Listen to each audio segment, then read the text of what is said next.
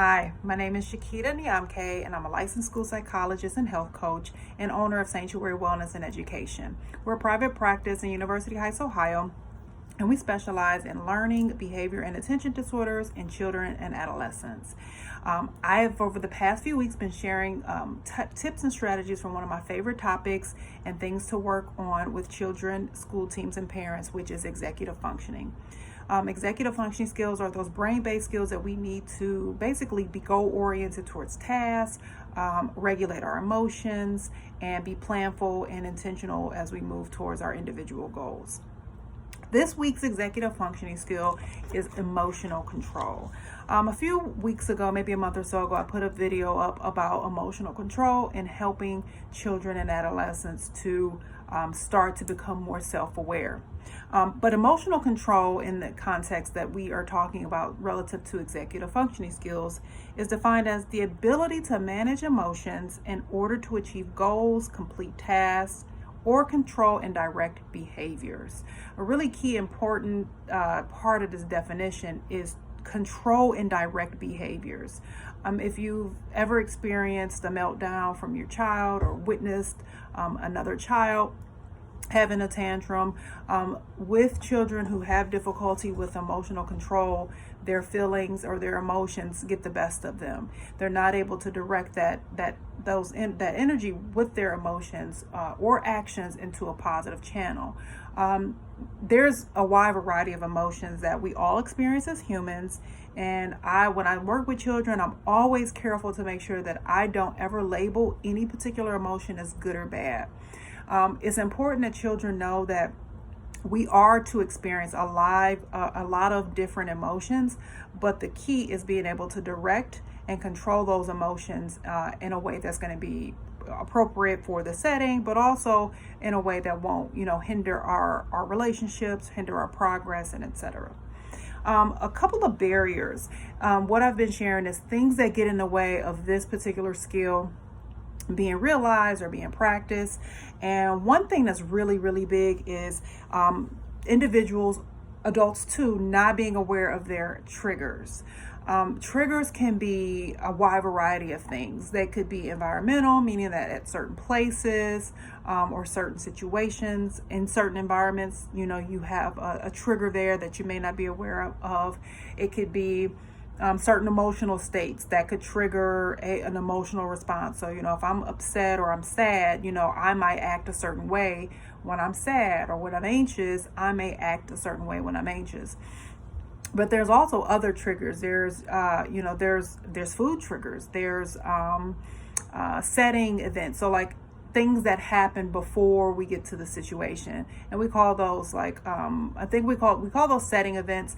But thinking about okay, if I get up and I haven't had 6 hours, I haven't had 6 or 7 hours of sleep, what is my day going to look like, when I get to work? Work might not be the trigger. It might be the fact that I didn't get, 6 or 7 hours of sleep. And so understanding those triggers is really important, because in there is gold, right? Like, we always want to be looking for what is the limiting factor? What is the thing that gets in the way? Other barriers could be underdeveloped coping skills. So not when those, uncomfortable emotions arise in our children and teens and even ourselves, how are we going to manage them? Like, what skills do we have to, not act out on our anger? So as adults, most of us have gotten to a point where we're able to really control and manage some of those uncomfortable or really strong feelings, and then use those in a positive light. So maybe, for example, we're talking about anger or frustration. If I get an email from somebody and I'm pissy about the email, I might want to respond in fashion, or maybe I want to respond and I want to be really, really aggressive in my language. But I'm going to use that time to think, okay, is this the best course of action? So understanding what are some things that I can do? Maybe I need to go take a walk. Maybe I need to step away from the email. Maybe I need to really ask more questions to gain clarity about what that email, the purpose or the intent of that email. And this is a really, really, really big one. Adult expectations and assuming that students and our children and teens have the skills. This is really big because there's the developmental age or the actual age of an individual. And then there's the emotional maturity, there's the mental maturity, and those may not always be aligned. This is really prevalent, especially if you have individuals or you're working with children who have behavioral disorders, who struggle with ADHD, who have some pre-existing trauma in their history. We may say things like, oh, they know how to act. They should know how to act. They're old enough. Like, why do I have to keep telling you these things? If we haven't, specifically taught that skill to a child or a teen who hasn't really developed that skill and been able to and is able to use it in a way that's going to be intentional and purposeful for this, time and situation, then we can't assume that skill exists. If we've never seen that child model that skill, it can be really, it can really be dangerous to even the self-esteem of an individual when they continue to hear, they know how to act, or they should know how to do this, when in fact that they may not actually have those skills. And so adult expectations and then assuming can be a really, really sticky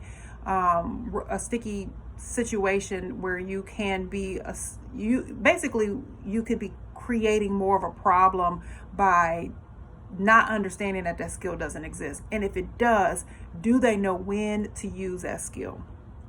And then the last one is, and there's a lot of different barriers, but in terms of this video, we're just going to keep it pretty brief.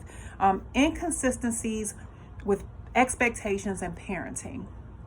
This one is big, and I actually had put a post up a couple days ago about this. Consistency with parenting helps our children become reliant and trustful of what we're going to do. So if we respond, let's say we have an expectation for our children to act a certain way, let's say when we go out to dinner, and let's say that this child doesn't act in the way that we have explained is appropriate and appropriate for that setting. If we say, okay, I'm going to give you, X amount of opportunities, and if not, then we're going to leave the restaurant, but you really want to eat at the restaurant and you don't leave, and they start to learn like, well, my mom or my dad doesn't really follow through. Like, they may say one thing, but they do another.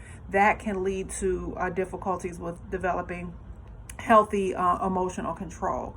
And it's one of the things that we all do as parents. Where no parent is perfect. However, if you have a child who has more difficulty with managing their emotions, it is important that we are consistent and diligent with our expectations. We're clear with our language to our children, and that we follow up. Like, we need to follow through on the things that we said that we're going to do. If we set an expectation and we clearly walk through what the expectation, what it's going to look like, and the child understands that, if given an opportunity, where that child doesn't meet that expectation, we have to follow through. We have to stay consistent. That teaches children that there is trust between myself and my parent. I do believe what they say. If they say it, then they mean it. And they also begin to learn, like, okay, if they're taking control of that situation, I can trust them with other things. I can trust them, to help me feel better when I'm upset. And it's there's things that, we can actually go through further relative to parenting and parenting styles. However, for the sake of this particular video, we just talked a little bit about consistent parenting practices. Some supports that you can put in place to help your child to develop better emotional control is teaching the coping skills. That can be simply having a conversation, walking them through a scenario. It could be working with a professional or a team of professionals to help them teach the skills, because sometimes as parents, we want to fix the thing or we want to help the thing, but sometimes we're too in the midst of it. We're too in the thick of it, and we have our own emotions attached to the situation. So looking to work with a professional, a therapist, a counselor, a psychologist could be really helpful. Modeling coping skills. It's so funny because sometimes we have the do as I say, not as I do mentality. However, our children pick up on how we respond to certain situations. So if we're the type of person who flies off the handle when we're frustrated, we're modeling that particular coping skill, and then our children watch. They see that, and they will begin to pick up on some of those behaviors. helping teens and children to correctly and appropriately identify emotions, really working through like, what does it feel like in my body to feel anxious? What does it feel like when I'm frustrated? Helping them to identify what emotions feel like, what they look like, what the behaviors that they may engage in based on that feeling typically look like, and then using that as a teaching opportunity.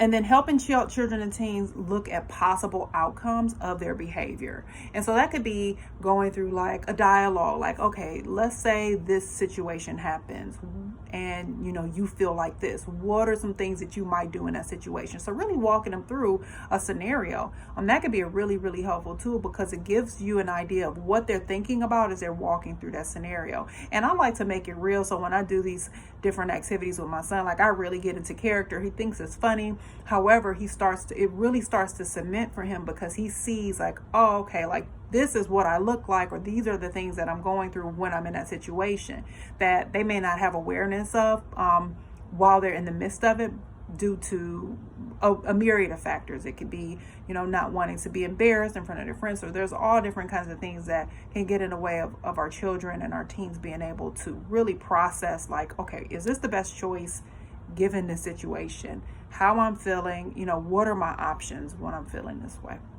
So I hope you guys thought that this was helpful information. Hopefully this was helpful information. I really enjoyed talking about executive functioning skills. If you have questions, feel free, to drop them in the comments. You can also send me a private message. If you do need additional help and you are, having difficulty with your child really managing their emotions, we do offer 15-minute free consultations. If you click the link below, you can shoot us an email or you can give us a call, and we'll be happy to kind of go through and see what would be the next best steps for you and your child. If you found this helpful and you know someone who could stand to benefit from this information, I please ask you to share it. And I will see you all next week with the next executive functioning skill.